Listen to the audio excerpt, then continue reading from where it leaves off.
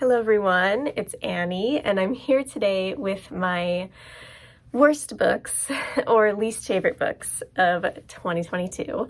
So I don't have that many, which is nice.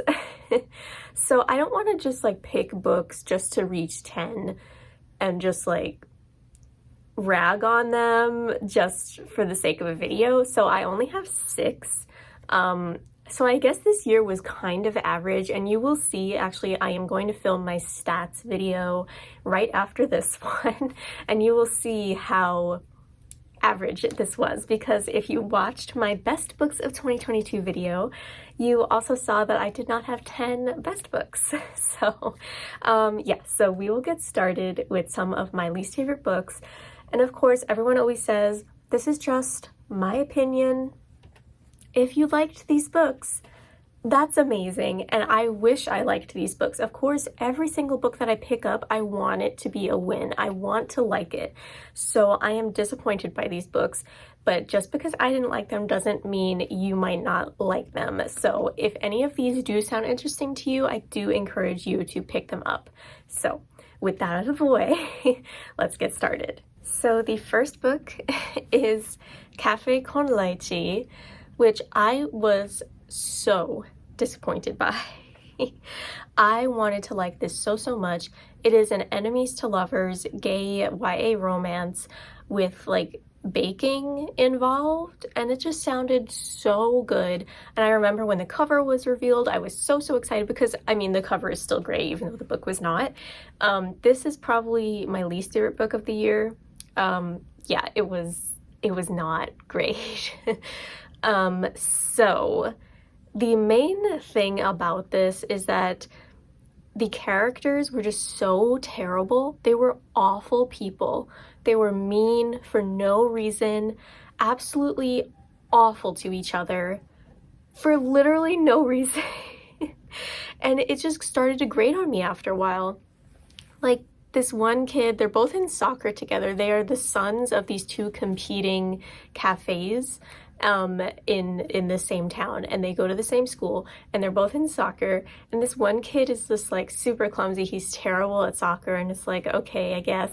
But the other guy, who's supposed to be his love interest, just bullies the heck out of him. And it's dude, there's no reason for you to be doing this.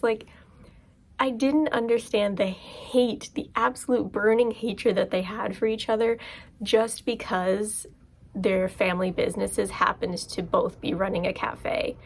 I don't get it. And there's just weirdness going on. It's a YA book, so they're in high school, and they start selling these new treats to get more business for their cafes in school, which is I know that if I did that in school without permission, there would be some serious consequences. It's just not realistic. That's the thing about this book. It was not realistic at all. And yeah, it's a fiction book, so you want a little escapism, but it wasn't even escapist. It was just sad and just really disappointing. It made me angry whenever I went to read it. So that's when I was you know what, I have to stop. I actually did DNF this book. I think I got about 2/3 of the way through it because I really wanted to give it the old college try. I really wanted to try because I thought it would get better, but it just didn't. I hated all the characters so much, and it was just really disappointing. So the next book is Fish Swimming in Dappled Sunlight, which was a book that I was so excited about because, if you know, I like to read translated literature.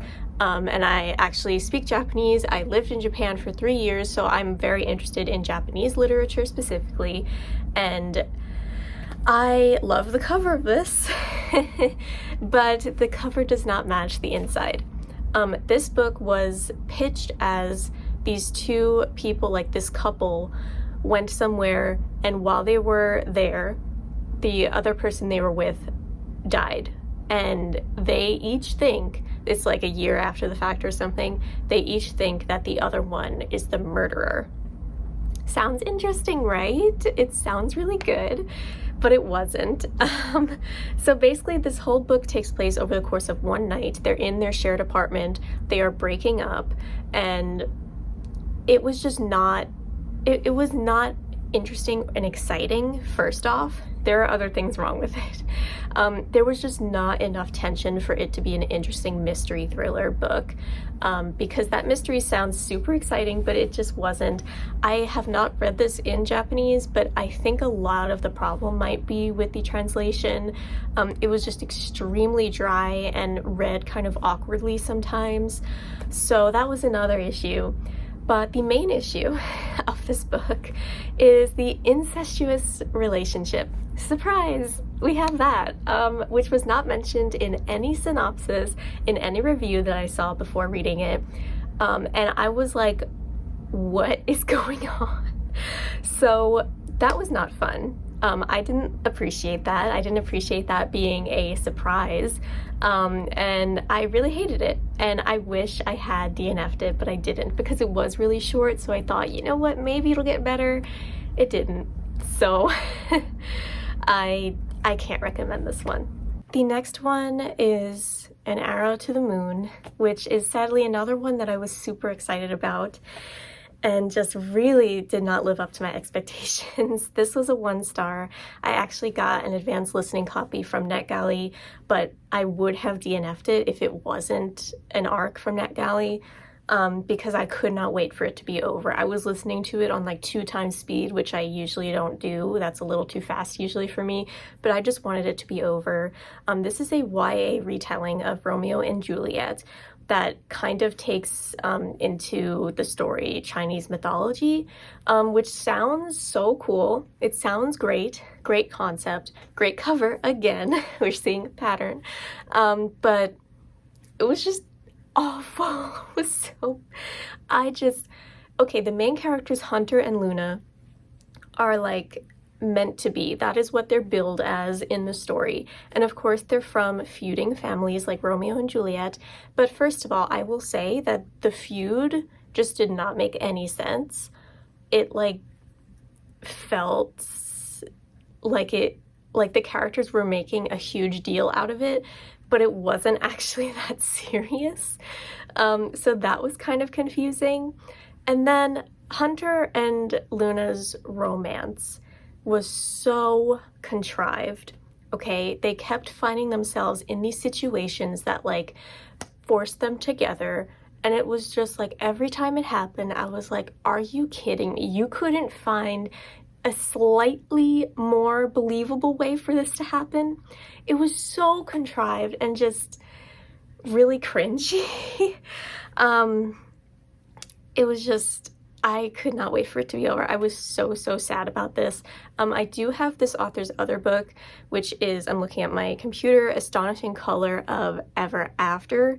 And that one has really high ratings, so I do want to still try that because I think the author, like her writing is good, but the execution of this, like the prose wise, I mean, but the execution of this story was just way off the mark. It was not enjoyable at all. Okay, now we have another translated work, which is The Hole, translated from Korean. And this is another one I was so excited about because it's compared to Stephen King's Misery, and with good reason. It is about this man who gets into a car accident with his fiance, and the fiance dies, and he survives, but he's basically full-on paralyzed. Like, he cannot move at all. He's bedridden, and he has to rely on the only family he has left, which is his soon-to-be mother-in-law, so his fiance's mother. And she is, of course, annoyed and angry that her daughter died while her fiance lived, and he was the one driving, so it's his fault. And that sounds very interesting. The title alludes to this hole that the mother-in-law is digging in her garden, and it's like this mysterious hole. But I want to just put this out there. It's not a big part of the story. I don't know why that's the title, because it only shows up like 90% through the story, and you're like, oh, that's where it is. And it has nothing to do with the plot. I guess. I don't know. I don't want to spoil it, but I just felt like that should have been a bigger part of the story. But there was just some extremely disgusting and disturbing things in here. A lot of sexual assault, a lot of just taking advantage of this man's disability. And like, this is billed as a horror novel, so I understand why that stuff was put in there, but it was just so distasteful, like just done in a way that was just like, it made me gag. It was horrible. And to me, it was just not worth reading the book because of those things. So that's that. Okay, two more. Another book that had really disturbing things in it was I'm the Girl, which I am so disappointed about. If you watched my sapphic video ranking all the sapphic reads I read during 2022, you'll already know my thoughts on this, but I loved Sadie and I wanted to love this, but I just didn't. This has a sapphic romance, which was great. And the story is that this girl is walking home and she stumbles across a body of the victim of a murder. And that is the catalyst of the whole story. And the sapphic romance is between the girl who finds the body and the older sister of the girl who was murdered. But there is just something, there's a lot of really difficult themes that I think Courtney Summers was very brave to tackle, especially in a YA story. I don't know how I feel about it being marketed as YA. There was child pornography, sexual assault, obviously murder, incest. There was just a lot of really disturbing things in there. And I think the problem that I had with it, these themes were handled in a sensitive way, in a very informed way, and I think she did a good job with the story, but it was either these really terrible things happening or it was boring. So you see, like, there was no in between. So it was either that or we were just with the main character sitting and waiting for things to happen. So that was kind of where there was a disconnect happening for me. It was a little bit boring. Yeah, this was another one where I was just kind of waiting for it to be over. And I'm so sorry to say that because I really loved Sadie. Like, that was one of my favorite books when I read it. So I will definitely read Courtney Summers' other books, but this one was sadly not a win for me. And the last book of this video is The Bonefire, which I read for the Found in Translation book club, and we all DNF'd it. So this was probably the worst book that we picked, me, Noelle, and Britt, and it was just so sad. It was so disappointing. It was really long, so we all tried to slog through it. I got about 75% of the way through before I DNF'd it, and I don't know what it is. I don't know. It was so bad. This book was way too long. I don't even know if I can give a synopsis of it. It was just, okay, so the catalyst of the story is that there is this girl in an orphanage and she is claimed by this grandmother that she never met and she didn't know existed, and she's taken from the orphanage to live with her mysterious grandmother.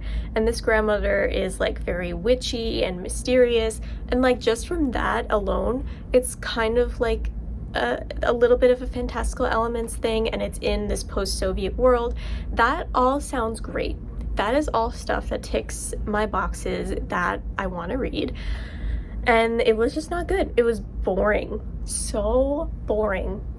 There was also a lot of weird stuff going on, like the grandmother dancing around naked, and like not just that, but the author being creepy about it and like describing the grandmother's nakedness, and it's like, hi, I don't want to read this. Thanks very much, but no thank you.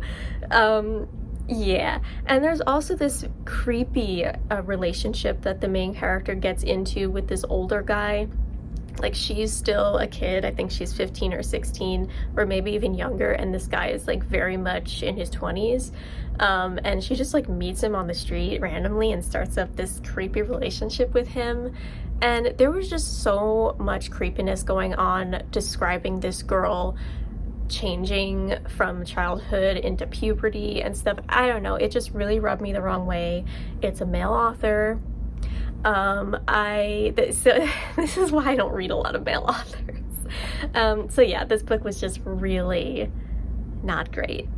So thank you so much for watching this video. I hope you were entertained. I hope you learned some things about my reading tastes. And again, if you like the sound of any of these books, definitely pick them up. You know, that's just my opinion. So in the comments down below, let me know what your least favorite reads of 2022 were. And if you like this video, please like and subscribe to my channel, and I'll see you next time. Bye!